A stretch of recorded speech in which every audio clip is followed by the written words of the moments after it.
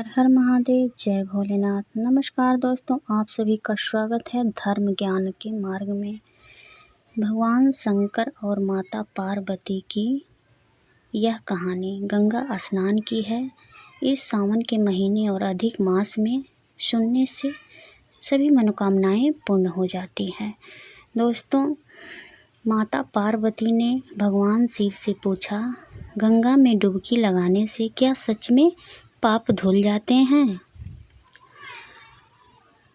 श्रद्धा और विश्वास के स्वरूप श्री पार्वती जी और श्री शंकर जी की मैं वंदना करती हूँ, जिनके बिना सिद्धजन अपने अनंतःकरण में स्थित ईश्वर को नहीं देख सकते।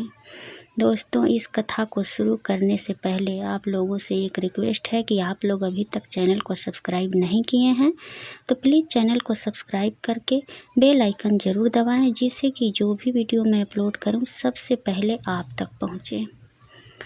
गंगा स्नान से पापों का नाश होना बतलाया गया है, परंतु नित्य गंगा स्नान करने वाले लोग भी पाप में प्रवृत्त होते देखे जाते हैं। एक समय शिव जी महाराज पार्वती के साथ हरिद्वार में घूम रहे थे। पार्वती जी ने देखा कि सभी मनुष्य गंगा में नहाकर हर हर करते चले जा रहे हैं, परंतु प्रायः सभी दुखी और पाप परायण हैं। पर पार्वती जी ने बड़े आश्चर्य से शिव जी से पूछा कि हे देव, गंगा में इतनी बार स्नान करने पर भी इनके पाप और दुखों का नाश क्यों नहीं हुआ? क्या गंगा में सामर्थ्य नहीं रही? शिव जी ने कहा, प्रिय, गंगा में तो वही सामर्थ्य है, परंतु इन लोगों ने पाप नाशिनी गंगा में स्नान ही नहीं किया है, तब इन्हें लाभ कैसे हो सकता है? पार्वती जी ने आश्चर्य से कहा कि स्नान कैसे नहीं किया? सभी तो नहा नहा कर आ रहे हैं, अभी तक इनके शरीर भी नहीं सूखे हैं। शिव जी ने कहा, एक केवल जल में डुबकी लगाकर आ रहे हैं, तुम्हें कल इसका रहस्य समझाऊंगा। दूसरे दिन बड़े जोर की बरसात होने लगी, गलियां कीचड़ से भर गई। एक चौड़े रास्ते में एक गहरा गड्ढा था, चारों ओर लपटीला कीचड़ भर रहा था। शिव जी ने लीला से ही वृद्ध रूप धारण कर लिया और दीन विवश की तरह गड्ढे में जाकर ऐसे पड़ गए जैसे कोई मनुष्य चलते गड्ढे में गिर पड़ा हो, निकलने की चेष्टा करने पर भी न निकल पा रहा हो। इस प्रकार से शिव जी जाकर के गड्ढे में समा गए। पार्वती जी को उन्होंने यह समझाकर गड्ढे के पास बैठा दिया कि देखो, तुम लोगों को सुना सुनाकर यूँ पुकारती रहो कि मेरे वृद्ध पति अकस्मात गड्ढे में गिर पड़े हैं, कोई पुण्य आत्मा इन्हें निकाल कर इनके प्राण बचाएं और मुझ जैसे असहाय की सहायता करें। शिव जी ने यह और समझा दिया कि जब कोई गड्ढे में से मुझे निकालने को तैयार होगा, तब इतना और कह देना कि भाई, मेरे पति सर्वथा निष्पाप हैं, इन्हें वही छुए जो स्वयं निष्पाप हो।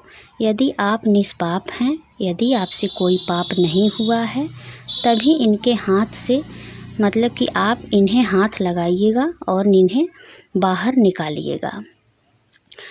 जो पापी होगा वह इन्हें निकालेगा तो भस्म हो जाएगा। पार्वती जी तथा अस्तु कहकर गड्ढे के किनारे बैठ गईं और आने जाने वालों को सुना सुनाकर शिव जी की सिखाई हुई बातें कहने लगीं। गंगा में नहाकर लोगों के दलदल आ रहे हैं। सुंदर युवती को यूँ बैठी देखकर कितने के मन में पाप आया। कई लोग लज्जा से डरे तो कितने लोग को कुछ धर्म का भय हुआ, कई कानून से भी डरे। कुछ लोगों ने तो पार्वती जी को यह भी सुना दिया कि मरने दे बुढ़े को, क्यों उसके लिए रोती है। आगे और कुछ दयालु बहुत सभ्य थे, पुरुष थे, उन्होंने करुणावश हो युवती के पति को निकालना चाहा, परंतु पार्वती के वचन सुनकर वो भी रुक गए। उन्होंने सोचा कि हम गंगा में नहाकर आए हैं तो क्या हुआ, पापी तो हैं ही, कहीं हम करते हाथ न जल जाए। बूढ़े को निकालने से जाकर इस स्त्री के कथा अनुसार हम स्वयं भस्म न हो जाएं। किसी का साहस नहीं हुआ। सैकड़ों आए, सैकड़ों ने पूछा और चले गए। अब संध्या हो चली। शिव जी ने कहा, पार्वती देखो, यहाँ कोई गंगा में नहाने वाला। थोड़ी देर बाद एक जवान हाथ में लोटा लिए हर हर करता हुआ निकला। पार्वती ने उसे भी वही बात कही। युवक का हृदय करुणा से भर आया। उसने शिव जी को निकालने की तैयारी की। पार्वती ने रो रो कर कहा कि भाई, यदि तुम सर्वथा निष्पाप नहीं हो तो जाओ, जाके मेरे पति को छूते ही अगर निष्पाप हो तभी छूना, नहीं तो निष्पाप अगर नहीं होंगे तो जलकर भस्म हो जाओगे। उसने उसी समय बिना किसी संकोच के निश्चय के साथ पार्वती से कहा, माता, मेरे निष्पाप होने में तुझे संदेह क्यों होता है? देखती नहीं मैं अभी गंगा नहा कर आया हूँ। भला गंगा में डुबकी लगाने के बाद भी कभी पाप रहते हैं? तेरे पति को मैं निकालूंगा। युवक ने लपक कर बूढ़े के ऊपर यानी कि शिव जी को उठा लिया। शिव पार्वती ने उसे अधिकारी समझकर अपना असली रूप प्रकट कर उसे दर्शन देकर कृतार्थ किया। शिव जी ने पार्वती से कहा कि इतने लोगों में से इस एक ने ही गंगा स्नान किया है। इसी दृष्टांत के अनुसार जो लोग बिना श्रद्धा और विश्वास के केवल दंभ के लिए गंगा स्नान करते हैं, उन्हें वास्तविक फल नहीं मिलता।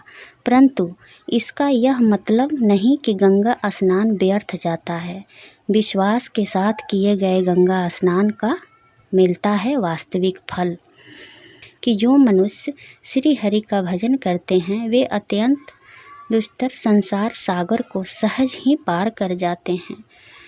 दोस्तों, यह कथा से हमें यही सीख मिलती है कि जो आदमी विश्वास करके स्नान करे या भगवान की पूजन करे, सबसे बड़ा हमारे लिए विश्वास ही होता है।